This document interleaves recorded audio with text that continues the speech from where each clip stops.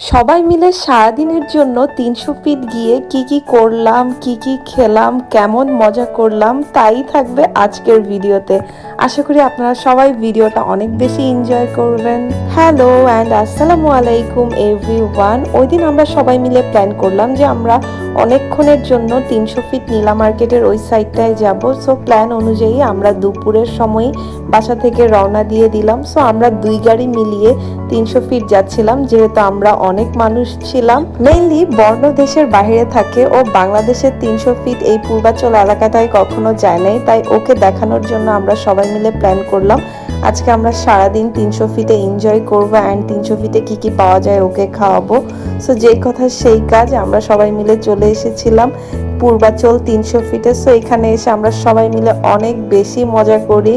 আর এখানে আমাদের প্রত্যেকেরই ৩০০ ফিট এই নীলা মার্কেট এলাকাটা আমাদের মোটামুটি সবারই অনেক বেশি পছন্দ। আর আমরা সবাই মিলে একটু ছবি তুলে নিচ্ছিলাম। আসলে এগুলো হচ্ছে মেমোরিজ, একটা সময় চলে গেলে আমরা এগুলো হয়তো দেখে মনে করব। তারপর দেখলাম একটা মামা তার ক্ষেতের করা সবজিগুলো এনে বিক্রি করছিলেন। আর আমরা যেহেতু দুপুরবেলায় নীলা মার্কেটে গিয়েছিলাম, সো আমরা প্ল্যান করে এসেছিলাম যে আজকে আমরা লাঞ্চ ডিনার দুইটাই ৩০০ ফিট এলাকাতেই করব। সো সেই অনুযায়ী আমরা লাঞ্চ করার জন্য একটা ভালো রেস্টুরেন্ট খুঁজছিলাম। এর মধ্যে আমাদের দেখা হয়ে গেল এই বড় মেহমানের সাথে, তাকে আগে লাঞ্চ করানো হচ্ছে।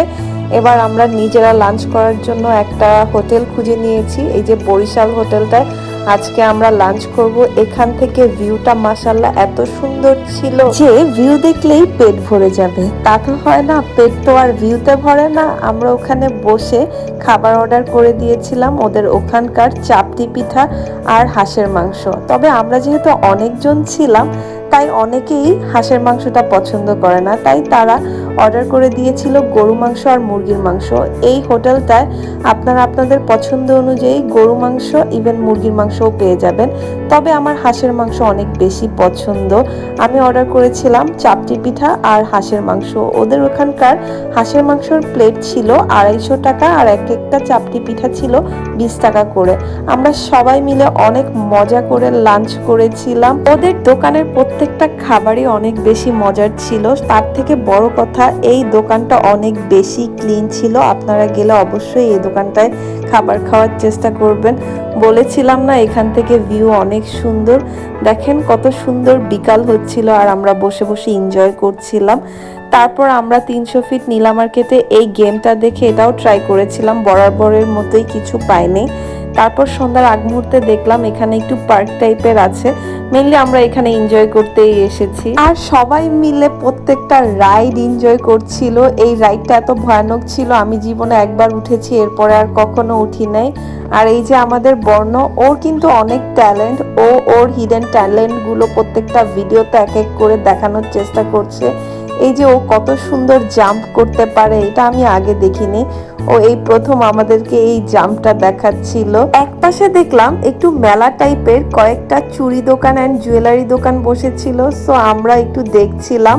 তারপর সন্ধ্যার সময় আমরা চলে গিয়েছিলাম একটু স্ন্যাক্স খেতে মিডিয়া ক্যাফেতে। এটা মেবি হাকিম চত্বরের ওই সাইডটায়, এটা নীলা মার্কেটের ওইখানে না। তো এখানে এর আগেও আমরা এসেছিলাম। এরপর আমরা চলে গিয়েছিলাম ৩০০ ফিটের সেই বিখ্যাত মিষ্টিগুলো টেস্ট করতে। আজকে সারাদিন আমরা সবাই মিলে ৩০০ ফিটে অনেক মজা করেছিলাম। আর রাতের বেলা আমরা ৩০০ ফিটের এই সি ফুড সাইডটাই চলে গিয়েছিলাম। এখানে অনেক মজার মজার সি ফুড অ্যান্ড কাবাব পাওয়া যাচ্ছিল, তাই আমরা প্ল্যান করি যে আজকে সি ফুড আর কাবাব দিয়েই আমরা রাতের ডিনারটা করব। আমি ডিনারে নিয়েছিলাম ক্র্যাব ভুনা। সো আজকের ভিডিওটা এই পর্যন্তই। আল্লাহ হাফেজ।